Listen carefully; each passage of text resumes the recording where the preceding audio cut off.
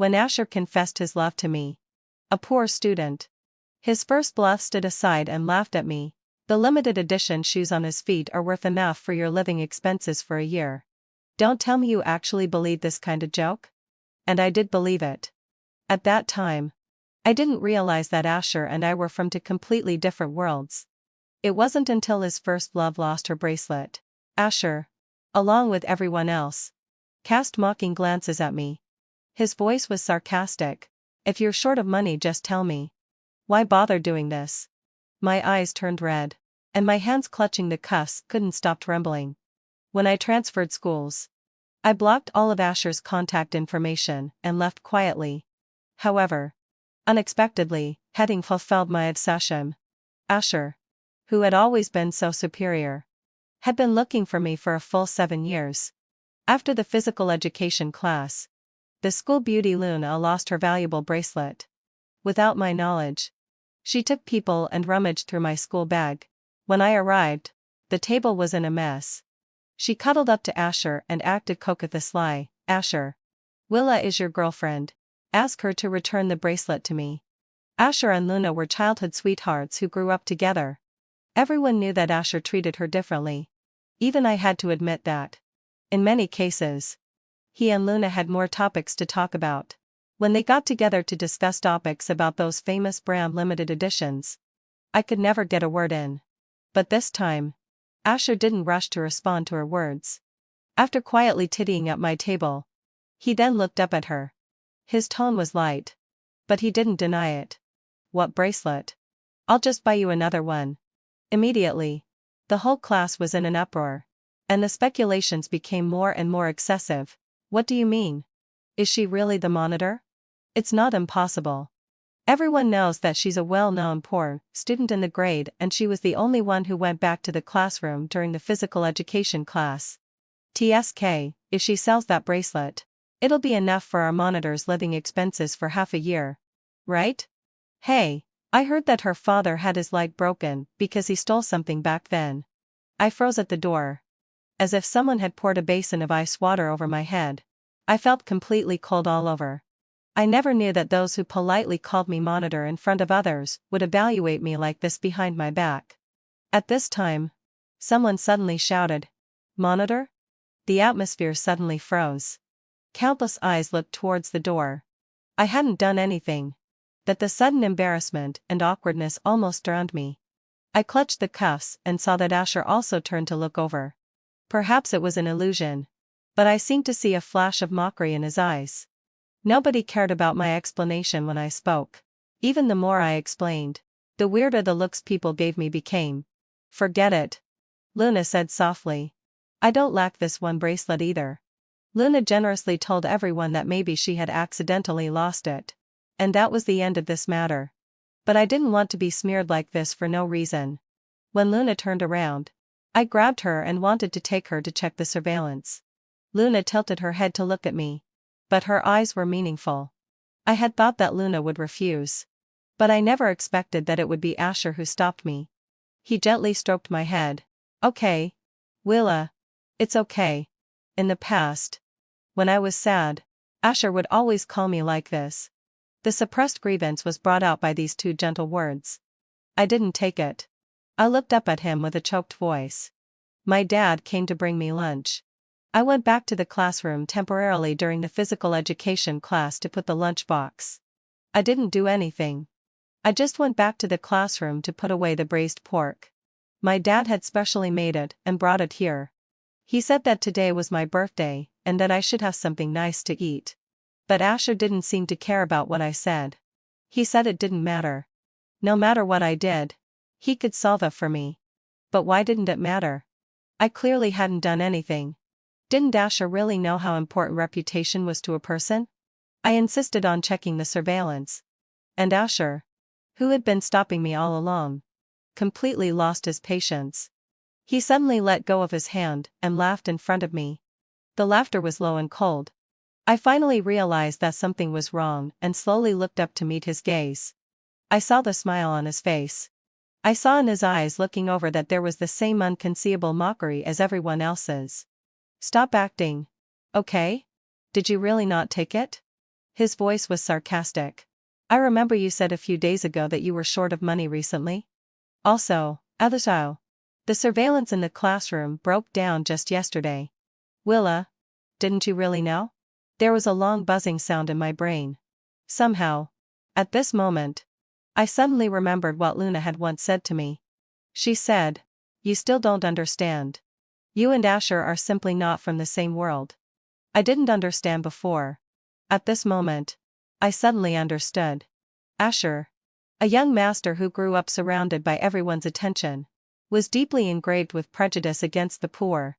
In the same situation, he would believe Luna without hesitation, who was from the same circle as him. Asher knew better than anyone else how important reputation was. He just didn't believe me from the very beginning. The urgent bell rang. It mixed with Luna's laughter. In the chaos, someone bumped into the table. I turned my head in a panic and watched helplessly as the braised pork fell from the table. The food spilled all over the floor, and the oily pork rolled a couple of times and stopped at my feet. It was covered with dust and scraps of paper. I stared blankly at it and suddenly couldn't say a word. The last tightly stretched string in my mind suddenly snapped. Asher's words continued in my ears. He said, "If you're short of money, just tell me. Why bother?" But I couldn't listen anymore. I closed my eyes and suddenly pushed him. When I looked up again, tears couldn't stop falling down. Asher, my family is poor. But I won't steal. The autumn rain falling on me was bone-chillingly cold. I sat on the steps of the playground with the lunchbox in my arms and ate in silence. Actually, there wasn't much left. It had all spilled. Asher came over with an umbrella. His tone was suppressing his anger. "Why are you running around everywhere? Don't eat this food. Isn't it dirty? Willa, did you hear me? It's just a portion of braised pork. Is it that important? I'll get you another one." Asher rarely lost his temper with me. Normally, heading till failed my obsession, I would surely have rushed at him and fought until he begged for mercy.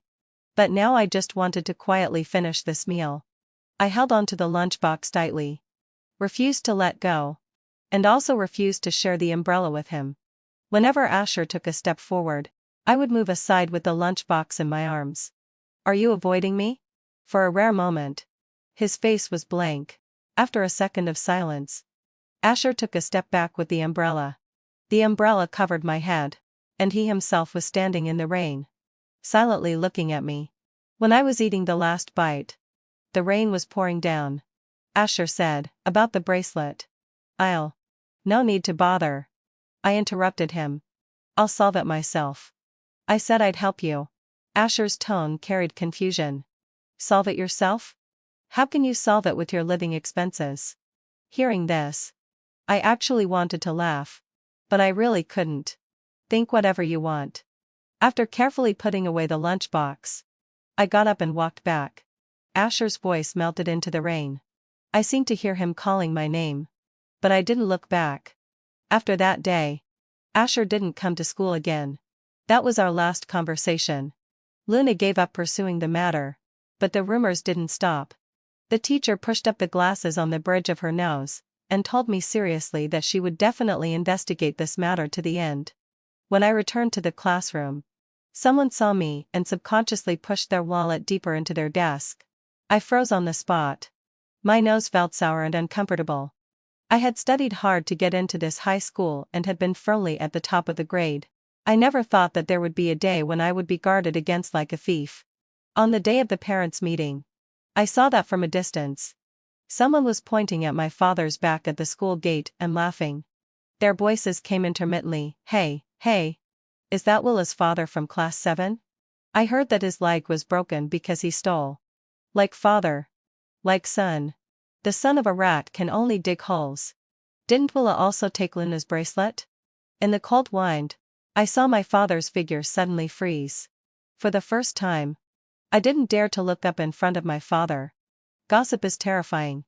Those silent looks falling on me were like being tortured bit by bit. That was the most agonizing day for me. After returning home, my father smoked half the night in silence. I cried and told him, "I didn't steal anyone's bracelet. I've always remembered what you taught me. My father didn't complain or ask further questions. He just asked me sadly after a long time. Was it because of me that you were wronged?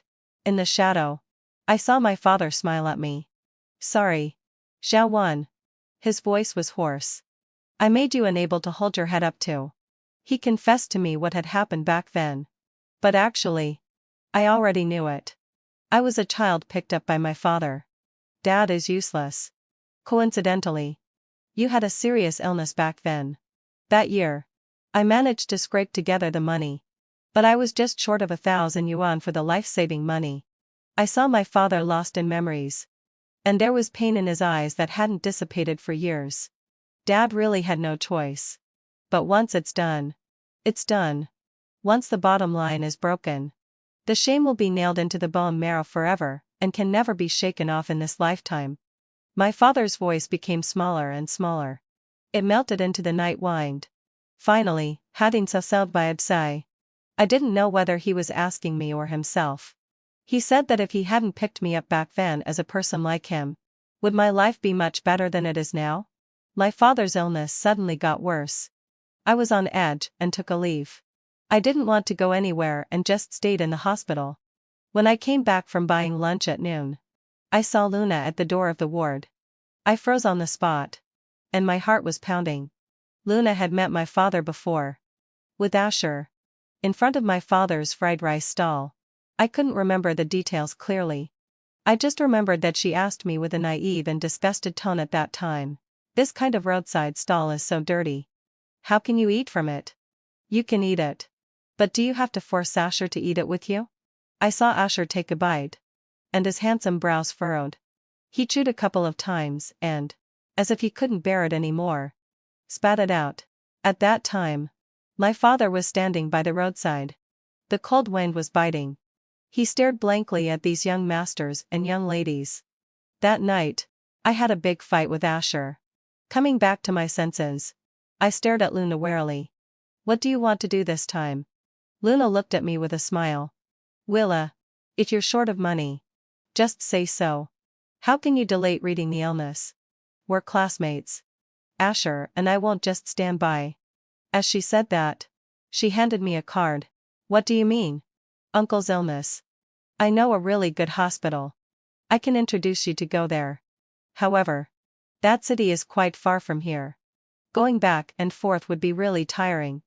The corridor filled with the smell of disinfectant was quiet. Luna and I stared at each other for a long time. She suddenly asked me again. Do you know why Asher hasn't gone to school recently? It's because he feels ashamed. You should know his proud and arrogant temper better than I do. That's why I'm the only one coming to see you today. Luna's voice was soft and gentle. Like countless soft needles piercing into my heart all at once, causing waves of pain. My eyelashes trembled.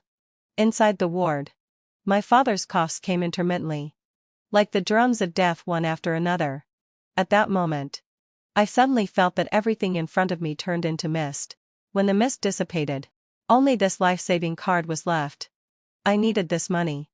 I clenched the card tightly in my palm. Thank you.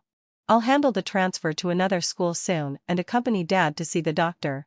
I'll pay you back this money. But it'll take some time. Luna sneered. Who needs it? Goodbye. I didn't tell anyone about the transfer to another school. On an ordinary afternoon, we left this city completely. After changing to another hospital, my father's condition gradually became much better than before. The study in high school after the transfer was intense. I shuttled between the hospital and a rented house. But fortunately, I had a solid foundation and didn't fall behind. My father's condition gradually recovered. After entering university, I was busy running between part-time jobs and school. I was extremely busy. For the money I borrowed from Luna back then, according to the bank card number she left, I paid back a part on time every month until I finally paid it off 2 years after starting work. 7 years passed in a flash. I never thought that I would meet Asher again. So when we met again, I was caught off guard. It was a gathering of the rich second-generation circle, at my university classmate Lindy dragged me to. Everyone there was the young master or young lady of a wealthy family. Actually, hadin so lovely. I didn't really want to go. Lindy persuaded me while putting on her makeup. Silly. For this kind of gathering. If it weren't for my rich second-generation boyfriend, we wouldn't be able to get in. I'll take you to see the world. It's not a loss even if we just go to freeload a meal. Maybe with your looks, you can hook up with a rich and handsome guy. Just accompany me for a while. Please. Please. Lindy was my university roommate. After graduation, most of my classmates lost contact, but I still kept in touch with her. She was a bit exaggerated in her words. But she wasn't a bad person. I couldn't turn her down and had to agree. When I pushed the door and entered the clubhouse, a luxurious atmosphere hit me. Just as Lindy said, this kind of occasion was really not a place where ordinary people like us could casually come to consume. It was indeed good to just freeload a meal. I thought so until I was about to enter the private room. But the moment I pushed the door open, I saw Luna among the crowd at a glance. She had changed a lot compared to 7 years ago. She had shed the youthful immaturity, and was elegant and sexy in every move. I didn't expect to meet her here again. Apparently, heading for Feltley. Luna didn't expect it either. She even accidentally knocked over a wine glass. The private room was lively. Lindy pushed me in. And many people started to boo and asked her to introduce me. Luna stared at me and smiled slowly. I'm familiar with this old classmate. The booing grew louder in an instant. An old acquaintance. Miss Luna, Miss Luna. Why don't you quickly introduce her? Yes. You should introduce her properly. Luna leaned back on the chair, looking thoughtful. We stared at each other across the crowd. She asked me with a troubled look. Do you think I should start the introduction from the incident where you stole my bracelet or just with your name? As soon as these words were spoken, the lively private room instantly fell silent. The smiles of those who had been booing at first froze. And their looks at me became a bit strange. Then, without a lull, sorry. All kinds of stares and glances fell on me. The scene from 7 years ago seemed to reappear in front of my eyes. Luna was still smiling. Lindy immediately got angry. What are you talking about? Don't make baseless accusations. Willa isn't that kind of person. Luna looked at me. Ask her yourself if she is. She tapped the edge of the table with her fingers one by one, which was a sign of anxiety. My eyes fell on the empty seat beside her. The middle seat was probably for someone very important in this gathering. Obviously, Luna wanted to drive me away before this person came. I smiled at her and said, "You're nervous." The smile in Luna's eyes instantly faded. Whether it was 7 years ago or now, my answer won't change. Willa, would never do such a thing. Also, that bracelet from 7 years ago. I carefully observed her expression. Did you really lose it? I didn't wait for Luna's answer. Because before she could speak, the door of the private room suddenly opened. There was complete silence. Luna stared at the door. And her face suddenly turned pale. I didn't turn my head. But I could feel a gaze precisely falling on me. I pulled Lindy and walked out. When we passed by each other, suddenly someone grabbed my wrist. Don't you want to have a meal before leaving? No. The fingers on my wrist subconsciously tight and a bit. Asher seemed to chuckle. Don't you have anything to say to me? Nothing. Okay. Asher let go of my hand. The door of the private room closed. And the corridor was quiet. I held Lindy's arm and continued walking. When we reached the door, suddenly a sound of footsteps came from behind. It's raining. Asher caught up and grabbed my wrist again. Let me give you a ride. Lindy stuck her head out to look. The ground was wet. Sure enough, it was raining. The cool wind made her shiver.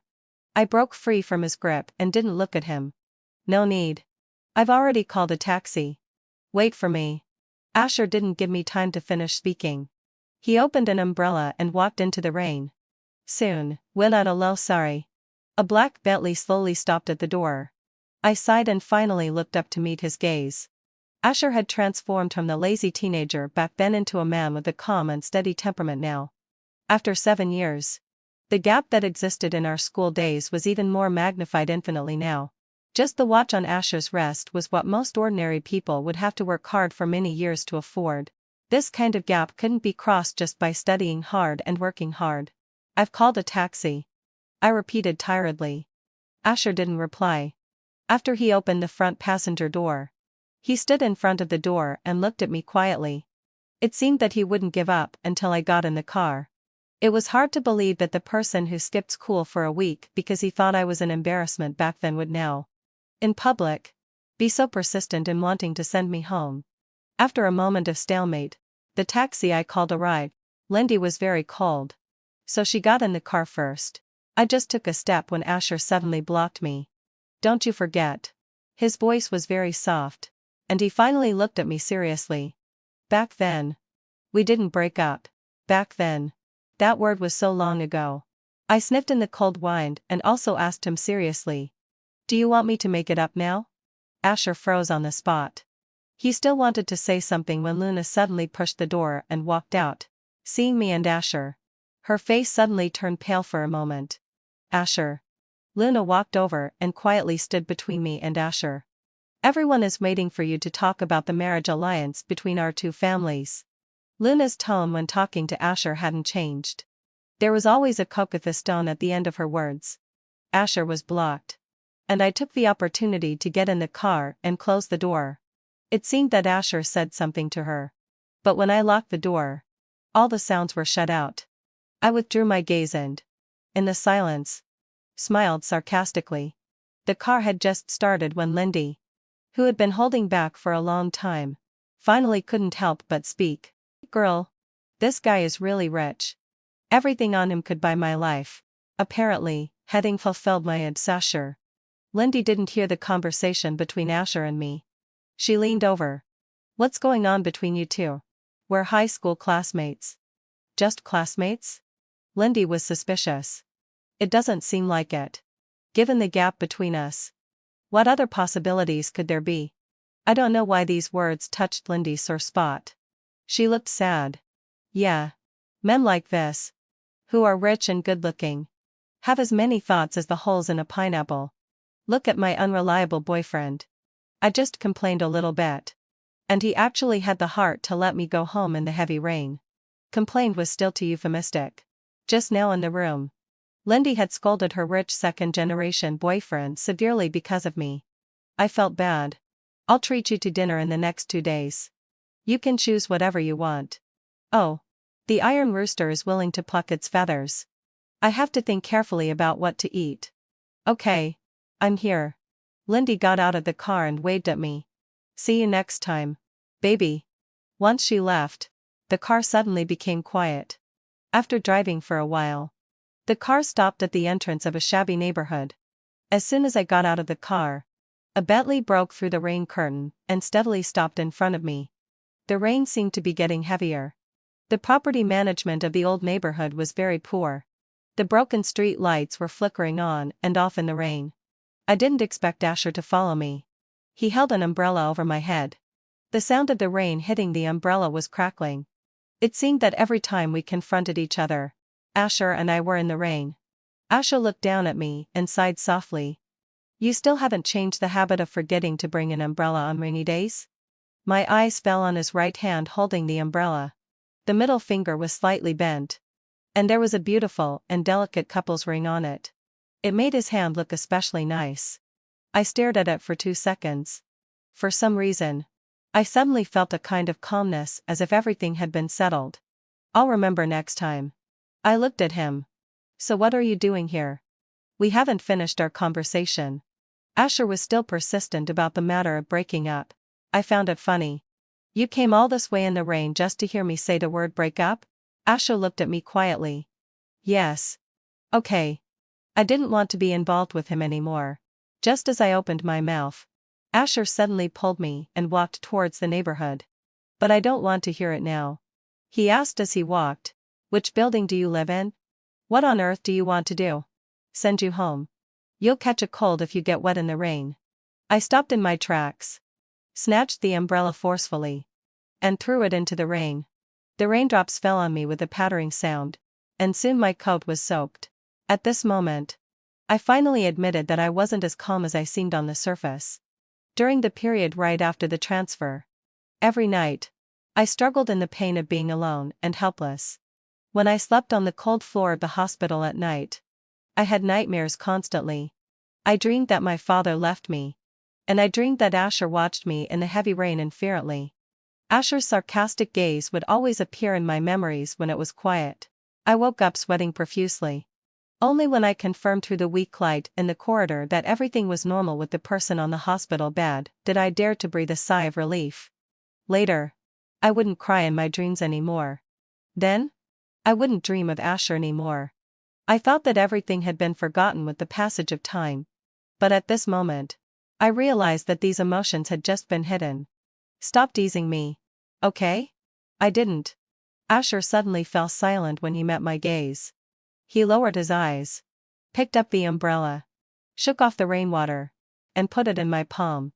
Then he took a step back. It's raining heavily. Go home. I turned around and walked back. The gaze behind me fell on me and never moved away. It wasn't until I closed the door that I breathed a sigh of relief. When I climbed halfway up the stairs, I suddenly felt something in my pocket. By the dim light in the corridor, I opened my palm and saw a shiny ring lying in it. The style of the ring was exactly the same as the one on Asher's hand. Why are you so wet from the rain? I was sitting on the sofa, watching my dad bustling around the living room. After fetching hot water, he went to get a towel. Suppressing the soreness in my nose, I looked up at my dad and smiled.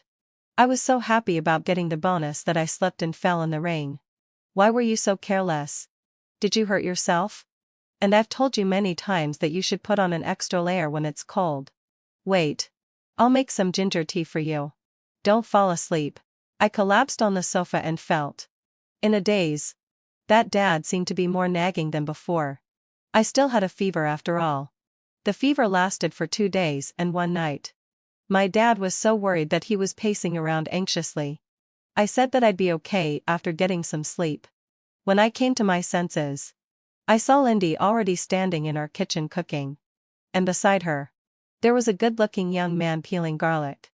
I squinted my eyes to take a closer look and recognized that it was Lindy's rich second-generation boyfriend. Are you two back together? Lindy turned her head and didn't respond to my question.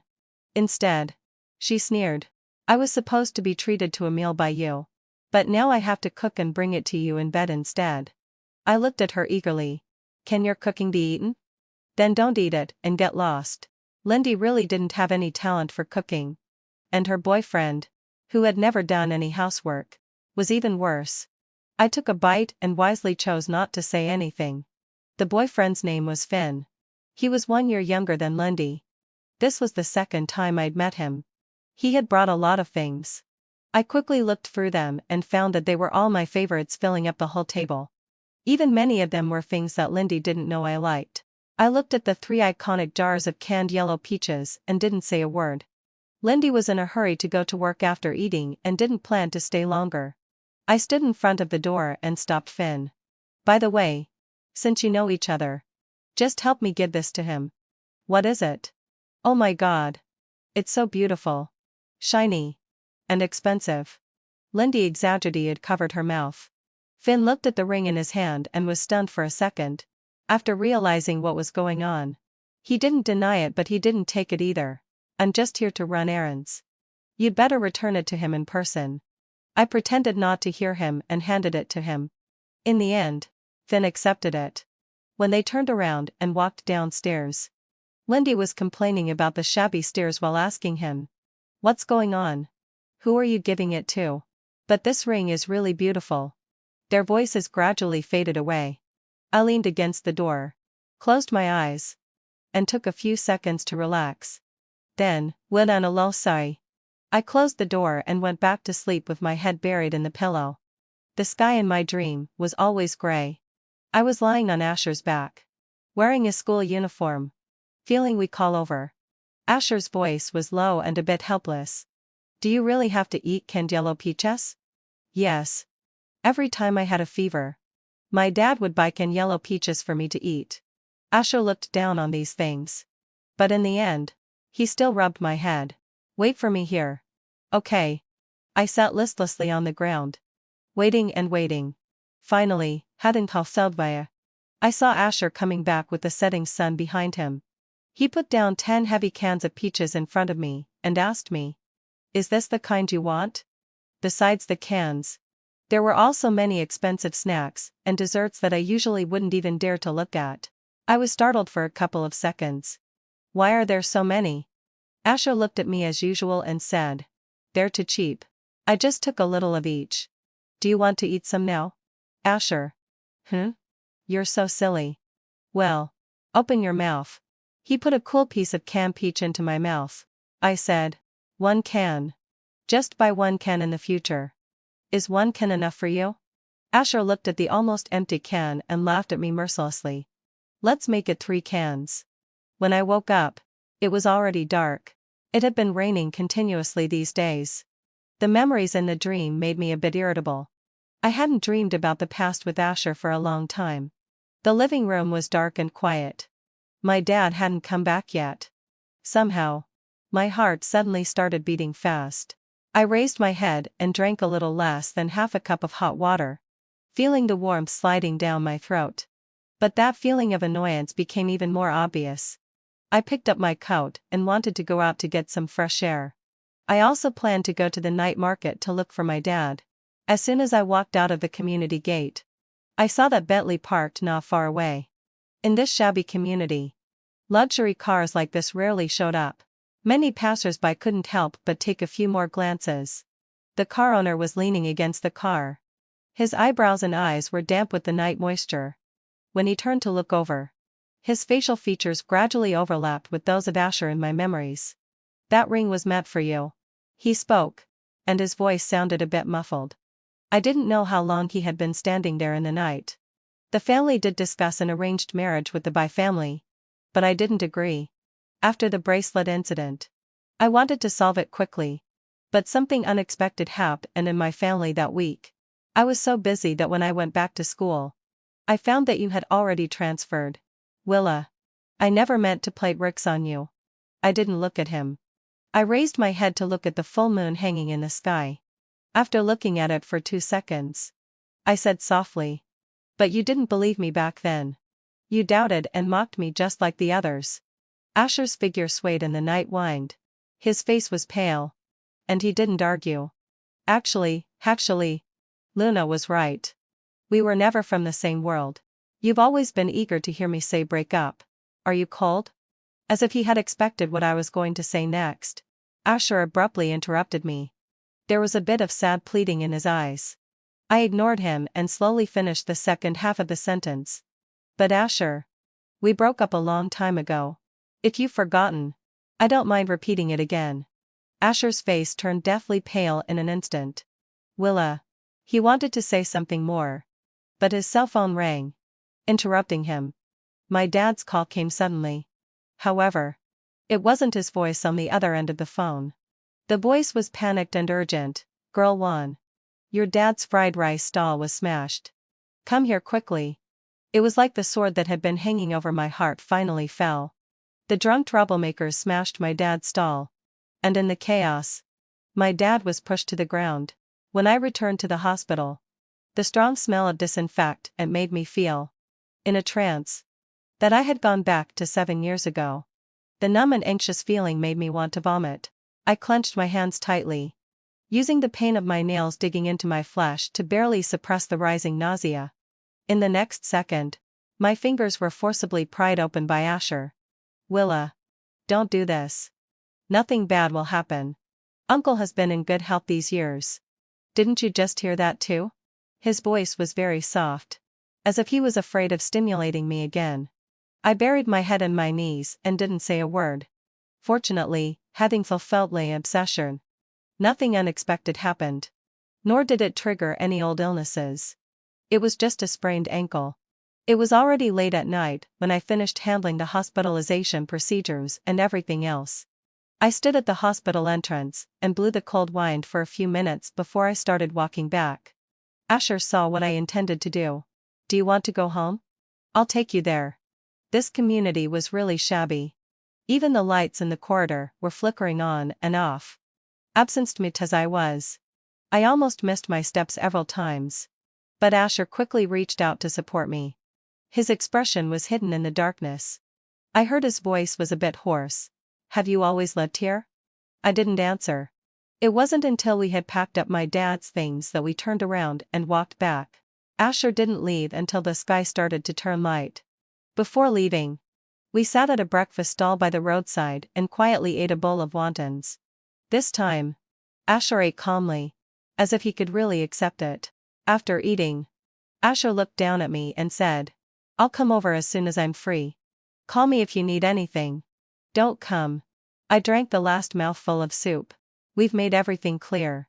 Let's just part ways like this." Asher's figure froze for a moment. He didn't say anything. After he left, I called Lindy. "This time, I might have to trouble your boyfriend. Could you help me find out where Luna is today?" I took a taxi to a 5-star luxury hotel. When I pushed the door open and walked in, quite a few people were already seated. They were basically all high school classmates. My appearance made this high school reunion freeze for 2 seconds, and then quickly boil over again. "Willa? The monitor? Why is she here? I don't remember inviting her." I scanned the crowd with my eyes and finally landed on Luna. "Willa?" Luna turned her head to see me and looked a bit shocked. Then she smiled again and asked me innocently, "Why do you have time to come to the party? Shouldn't you be in the hospital accompanying your uncle?" "Ah." Her unfinished words were suddenly replaced by a scream. I grabbed her hair and asked her with my eyes downcast, "Was it you who did it?" Luna's face turned pale from the pain, and physiological tears welled up in her eyes. I stared carefully at her delicate and pretty face and repeated, "Was it you who did this to my father?" The private room was silent. Everyone looked at each other in dismay, and only Luna's sobbing could be heard. I kicked open the door of the washroom and pinned Luna against the washbasin. The cold water from the faucet made Luna's screams even shriller. I looked at her coldly. "Back then, after I accepted Asher's confession, you directed and acted in the bracelet incident to ostracize me. Now, you're using my father to warn me again." "Luna." I said her name, feeling the hatred in my chest rising continuously. I pulled her hair, forced her to look at me, and said softly, "I have nothing but my father. I don't want to compete with you for anything. I just want to live a good life. But if my father has another accident, I'll have no choice but to fight you to the death." Luna just kept crying. Perhaps she had never been treated like this before. Her makeup was smeared by tears. She looked at me with a mixture of embarrassment and weariness. However, from beginning to end, she never once said a word to deny it. On my way to find Luna, I had thought a lot. Back then, we never found out who stole the bracelet. 7 years later, the usually peaceful night market stall where my father sold fried rice encountered some drunk people causing trouble and smashing things shortly after meeting Luna.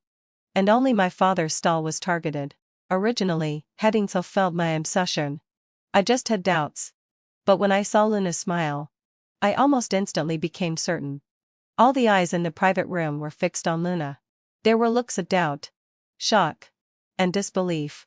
No one expected that the pretty and gentle Luna would do such things as slandering and isolating others behind people's backs. So, was the bracelet incident back then all directed and acted by Luna herself? Was the monitor always wrongly accused? Back then, it seemed that she was the one who took the lead to search the monitor's school bag. The private room, which was initially quiet, gradually became filled with whispers and finally erupted. Those little details from the memories were brought up, and every word was extremely harsh to Luna's ears. I felt countless gazes also falling on me. But they were no longer the disgusted looks from back then. After a long stalemate, the boy who used to put his wallet into the desk drawer whenever he saw me suddenly said in a low voice, "I'm sorry." To me. 7 years later, the positions of Luna and I seemed to have suddenly reversed at this moment. I don't know how I finally left the hotel. I just felt that the sunlight outside was so dazzling that I squinted my eyes and looked up for a long time before slowly withdrawing my gaze. On my way back to the hospital, I bought some chestnuts roasted in sugar that my father liked. Asher came again. I stopped at the door of the ward and heard my father say to Asher, "Thank you for running around and taking care of things last night." Asher brought lunch over. He quietly laid it out with his eyes downcast and then said, "It's no trouble. It's Willa who has been busy." My father smiled and took a few bites. Then, went on a low sigh. As if he thought of something. He said to Asher. Thank you for the money you lent us back then. With that money for turnover. It wasn't so difficult for me and Xiaowen after we moved to another city. Xiaowen used to mention you to me often before. But it seems that you didn't contact each other much later. My father was talking on his own. Only at the end did he realize something was wrong. He looked up and saw that Asher's face was extremely ugly. What's wrong? Asher's gaze gradually fell on my father. His Adam's apple bobbed, and he said with difficulty, What money? Asher left with a dazed look on his face. He didn't see me at the corner. I entered the ward with a normal expression and peeled chestnuts roasted in sugar for my father. Are they delicious? Sweet and delicious. After a few seconds of silence, my father spoke again. Why did Asher look so ugly just now? I got the feeling that he didn't know about the money lent to us. My fingers that were peeling the chestnuts paused for a moment. After a few seconds of silence, I said softly, I don't know. Maybe it's been too long and he forgot. In the evening, the last rain of autumn fell. Asher brought dinner over. My father noticed that Asher still looked very ugly and didn't say much. Asher kept his eyes downcast and didn't look at me. After a quiet dinner, Asher didn't speak to me until he was out in the corridor. He said that the people who caused trouble had been dealt with and that he had seen a rental house in the past 2 days, and thought it was quite suitable. He asked me to find time to move out of that old neighborhood. I looked at him quietly for 2 seconds and asked him, Don't lie to me. Is it really a rental house? Asher didn't say anything. I felt a bit stuffy and pushed open the window in the corridor. The cold wind rushed in all at once. Actually, my cold hadn't gotten much better yet, and my nose was a bit stuffy and uncomfortable. I coughed twice with my head down and said, Asher. Actually, 7 years is a long time. You're just unwilling to accept it for a while after our reunion. No. Asher suddenly interrupted me. His voice sounded muffled. It's not because of unwillingness. I can tell whether it's love or not. After you transferred schools. I'd been looking for you for many years. On the day we met again. You don't know how happy I was when I saw you the moment I pushed the door open. I was so afraid that it was just a dream. I never thought about breaking up. Neither back then, nor now. I didn't know about Luna lending you money. I wouldn't do such a thing. Asher paused halfway through speaking. Stared into my eyes. And seemed to suddenly realize something. Did you guess long ago that the money wasn't for me? Does it matter? I took a breath of the cold wind and said slowly. Didn't you also guess that something was wrong with the bracelet incident? But you subconsciously thought that Luna wouldn't lie. But Asher. Would I lie? Asher's face lost all its color. He wanted to say something. But he opened his mouth and finally didn't say anything. Perhaps Asher finally realized that between him and me, it wasn't just a matter of clearing up misunderstandings, and then everything would be okay, and we could make up and be together again. When Asher spoke again, his voice was very low. I was indeed wrong about what happened back then. But I've really been changing over the years. Willa. His voice choked a bit.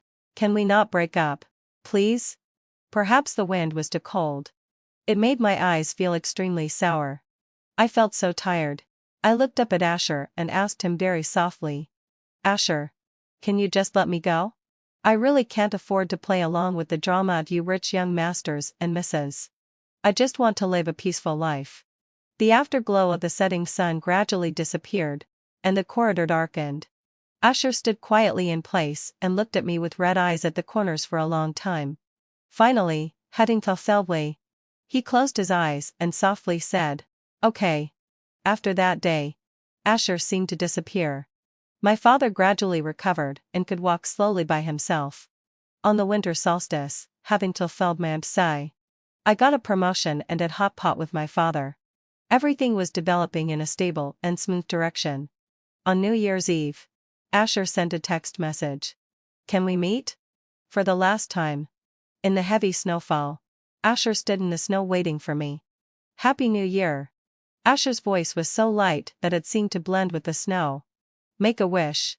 On New Year's Eve in high school, Asher also came to ask me to make a wish. He said that wishes made on New Year's Eve were the most effective. I closed my eyes and wished that my father and I could be safe and everything would go smoothly. When I opened my eyes, I saw Asher looking at me motionlessly. His quiet gaze was tinted with a bright color by the fireworks in the sky. A New Year's gift. He handed over a box and added before I could refuse. It's not something valuable. Please accept it. I thought for a second and shook my head. I'd better not. The light in Asher's eyes dimmed. I blew on my hands to warm them up. Having nothing really to say, I said, "It's too cold. Let's say goodbye here." Asher probably wanted to say something. But seeing my face flushed from the cold, he nodded. "Go home quickly." I turned around and walked back. In the wind and snow, it seemed that I heard Asher softly say Happy New Year behind me again. Just like in the heavy rain 7 years ago, I didn't look back again. When I accompanied my father to the hospital for a follow-up examination, I saw Luna. I hadn't seen her for a while, and she seemed to have lost a lot of weight. Her ankles and arms were wrapped with bandages. She seemed to be on the phone, and her voice was choked with sobs. "So, Asher, can't we even be friends?" I don't know what was said on the other end of the phone, but Luna's face turned pale, and she threw her phone to the ground. The crowd was noisy. When I handed in the forms and looked again, Luna had already left. When I got home, Lindy came with Finn, using the excuse of celebrating my father's recovery to come for a meal. I saw the diamond ring on her hand at a glance. It was as dazzling as what she said about Asher that day. I smiled at her. But Lindy covered my eyes and wouldn't let me look. "Come to think of it, I still don't know how you two made up. Didn't you say that your little boyfriend left you in the heavy rain?" Lindy was a bit speechless when she mentioned this. "That fool had a stomachache from eating something bad and rushed to the toilet. He didn't come after me." After joking around for a while, she asked me, "Do you know that both Luna and Asher had car accidents? One after the other. On the first day of the Lunar New Year? They're still in the hospital now." I thought. I not only knew about it but also saw with my own eyes. Lindy didn't wait for me to say anything and quickly changed the topic. I peeled a segmented an orange and put it in my mouth, then looked out of the window. It was a sunny day today. My father's voice came from the kitchen. "Time to eat." Lindy ran faster than a rabbit when she heard that. She shouted to Finn as she ran. "Quick! Stop her. She's going to grab the chicken wings from me." Finn sat on the sofa as if he hadn't heard her, but casually stretched out a long leg when I was running towards the kitchen. 2 against 1. That's bullying. "Lindy, you won't get a red envelope this year." "What?" Lindy turned around and wailed loudly. "No way." The end.